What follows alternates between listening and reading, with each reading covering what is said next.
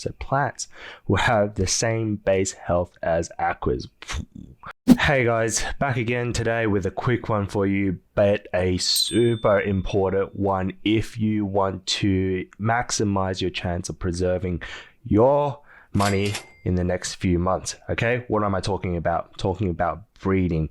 What to breed in the next few months as Origin rolls out. We were fortunate enough to have the Twitter Spaces yesterday, or was it yesterday? 1 or 2 days ago, where Philip La, the new member of the Axie dev team, spoke, and there was a Q&A session, and Zayori asked some really good questions actually, gave a lot of insight, and from that I'll have a separate video for a TLDR for you guys, but from that we have some nuggets of information about breeding, right? And it paints a path on the best way, at least in my mind, and what I think I'm going to do in terms of what I'm going to breed as we go into Origin rollout in late March and thereon after alpha testing.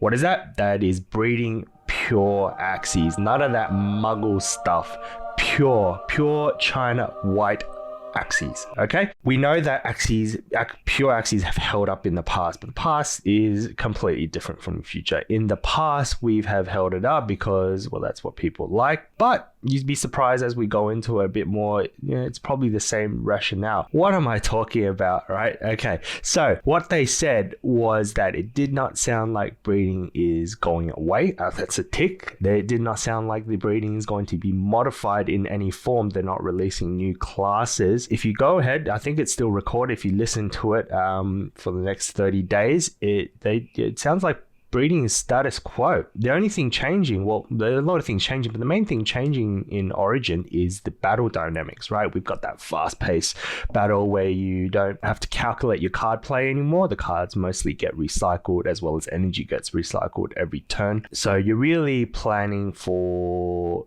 the class's abilities and with runes, which is a big shift in gameplay. So if breeding is not going away and it's pretty much the same, well then what is the incentive to change up your breeding strategy? Well, most of us have gone through that pure strategy, which has held up value quite well, obviously, despite the movements of SLP, which is an overall market move. Relatively, pures have held up quite well. There's no real difference, right? If you're going to try and chase the meta, that puts your capital at risk. We don't know what it is yet. The devs themselves have admitted the whole point of the alpha release is to see if the balance is right in PvP and the whole gameplay ecosystem. I don't know if chasing metas, you could probably take wild guesses as to what it is from all the clues, but it might not be the best strategy in terms of bang for buck. What is, in my view, is not financial advice. What I'm doing is going down again the pure breed route. Why? Well, number one, because if I want to breed, and we're going to figure out the meta eventually through seasons, that's obviously going to change, but I want to have the ability and the control, and I'm sure you do, to breed into the meta and have some there to basically rock and roll, right? To push up the PvP ladder and rankings. If I get some complete mutt and it's just gonna have Mary, it's gonna have Buzz, it's gonna have Aranda, it's gonna have Pumpkin throughout the dominant recessive 1, recessive 2, it's gonna be so hard for me to control breeding. But if I get a pure, let's just have a look here on screen. What is it? Let's see if I can get 100% pure. It's a 99%, right? You know what? I'm gonna walk you. Let's just say we get 100% pure.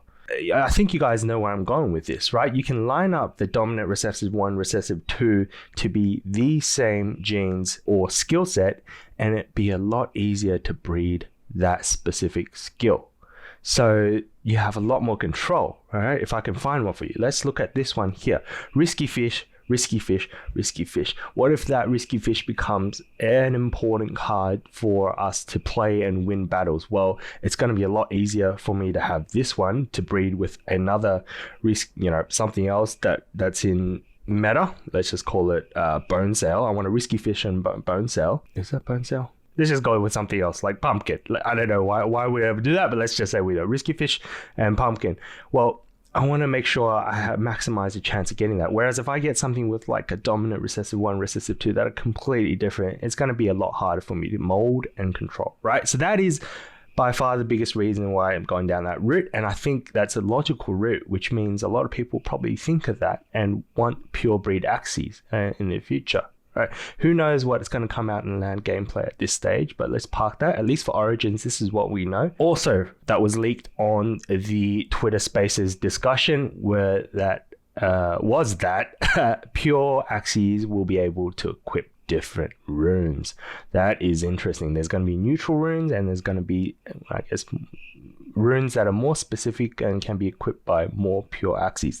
I don't know how they're going to do that. Is it just going to be dominant 1 recessive genes can equip different, or are they going to go by based on percentage?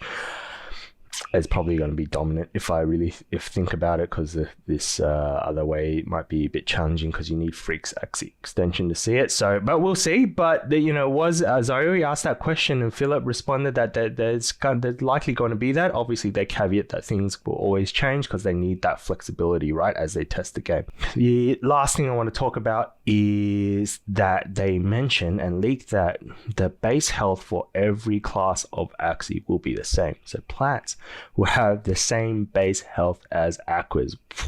That is a complete shift. When we played this last year and we bred these Axies, plants were a really safe bet because they're our tanks, right? People need them. You always chuck a plant up front unless you're a cowboy and you do double aqua up front or triple aqua or something weird, but plant was always there. That was a staple. Well, if they all have the same health now, then we still need them, pure plants, but it'll be curious as to what it is. So maybe it'll balance out what's needed in terms of breeding. But overall, pure plants are probably still in demand. That is it, guys. That I believe is the safest bet that I'm going to run with, and I want to share that with you guys with those leaks that came right out in the past day or two. So yeah, let me know what your strategy is, or if I completely missed something in the comments, please, because I don't like losing money as much as you don't like losing money. So that is it. I'll see you in the next one.